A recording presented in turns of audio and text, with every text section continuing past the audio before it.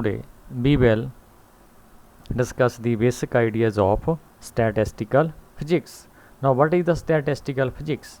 It is a branch of physics which deals with the study of an assembly of large number of particles using the concept of statistics. Now, what is statistics? Statistics is the science of collection, classification, presentation, analysis, and interpretation of the numerical data. That is called the statistics. Now, what about particles? The particles are molecules, atoms, neutrons, protons, electrons, and photons. So, in the statistical mechanics, we study the assembly of large number of these particles by using the concept of statistics. Now, next is what are the applications of statistical physics? The statistical physics has found applications in thermodynamics, electrodynamics, optics, nuclear physics, radioactivity, solar state physics, as well as in chemistry and biology. But in our course, we will study the applications of statistical physics to thermodynamics. That is, we will discuss statistical physics in relation to thermodynamics. That is, we will discuss the applications of statistical physics in thermodynamics only. Now, next, what is the probability? The probability is the ratio of the number of favorable cases to the total number of equally likely cases. Now, what is favorable cases? For example, in a trial, we want to calculate the probability for head up. Then head up is the favorable case. If we want to calculate the probability for tail up, then the tail up is the favorable case. And the probability mathematically is defined as P is equal to small n over capital N, where small n is the number of favorable cases and capital N is the number of equally likely cases. Now, the probability is of two types. First one is the statistical probability and second one is the a priori probability. Now, before defining these two probability, first we need to define some terms such as event and trials. First one is events. The outcome of an experiment is called event. For example, when we toss a coin, two events are possible, head up and tail up. These are called the events. Next one is trials. The performance of an experiment is called trial. For example, tossing a coin, throwing a dice, or taking a card out of the pack. These are all the examples of trials. Now, next we define what is statistical probability. It is the ratio of number of cases in which the event actually occurs to the total number of trials carried out.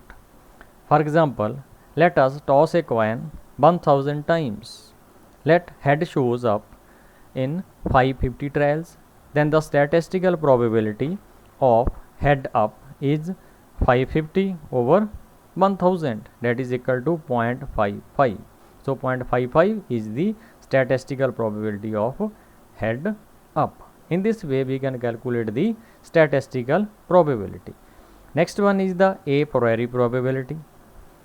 It is the ratio of the number of cases favorable to the event to the total number of equally likely cases.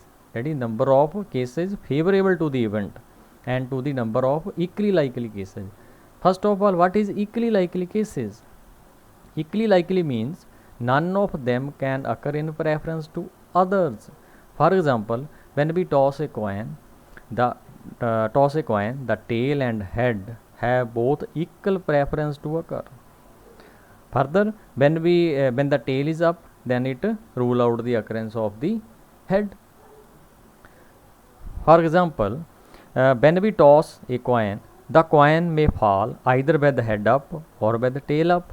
That is, there are only two possible cases, out of which one favors the head up event and other favors the tail up event. So, the priori probability of head up event is 1/2, and while tail up event is also 1/2. Now a question in our mind, is there any relation between statistical probability and priori probability? So to answer this question, first of all we take an example. When we toss a coin, a priori probability for both head up or tail up is 1/2 is equal to 0.5 as we discussed earlier. But statistical probability of head up event is 1/1 is equal to 1, and for tail up is 0/1, because when head up event occurs, then it rules out the occurrence of tail up. That's why head up event is we take 1, and for tail up event is taken as 0.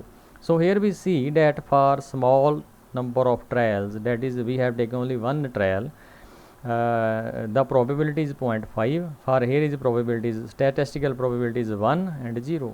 So we can see here that the both statistical probability and priori probability are much differ for small number of trials. Now next we see for trials of 500, let head ups for 260 times and tail up 240 times, then the statistical probability of head up is 260 over 500, that is 0.52, and for tail up is 240 over 500, that is 0.48. So here we see that the priori probability is 0.5 and statistical probability of head up is 0.52 and for tail up is 0.48. that is all are near, means statistical probability of head up and tail up are near to a priori probability, means they are both near. So we can conclude, but conclusion, statistical probability is equal to priori probability only when the number of trials are very large. We see here, when the number of trials are very large, then statistical probability is equal to the priori probability. Now next, what are mutually exclusive events? That is, occurrence of one rules out the simultaneous occurrence of the other. That is, when a coin is tossed, the event of showing head and tail are mutually exclusive events. That is, if head comes up, then it rules out the occurrence of tail. Similarly, when tail comes up, it rules out the occurrence of the head. Now further is the probability of occurrence and non-occurrence of an event. Let P denotes the probability of occurrence of an event and Q denotes the non-occurrence of an event, and they both are related as P plus Q is equal to 1 or Q is equal to 1 minus P, where or we can see that the Q is non-occurrence of event, that is, the non-occurrence of an event is equal to 1 minus probability of occurrence of an event. By this relation, the probability of occurrence and non-occurrence events are related. As an example, when we throw a dice, the probability of occurrence of phase 1 is 1/6 and that of non-occurrence of phase 1 by using this formula, Q is equal to 1 minus P, that is 1 minus 1/6 is equal to 5/6, that is Q. So this is the non-occurrence of phase 1. So student, this is the all about today's lecture. For next lectures, please subscribe my channel. Thank you.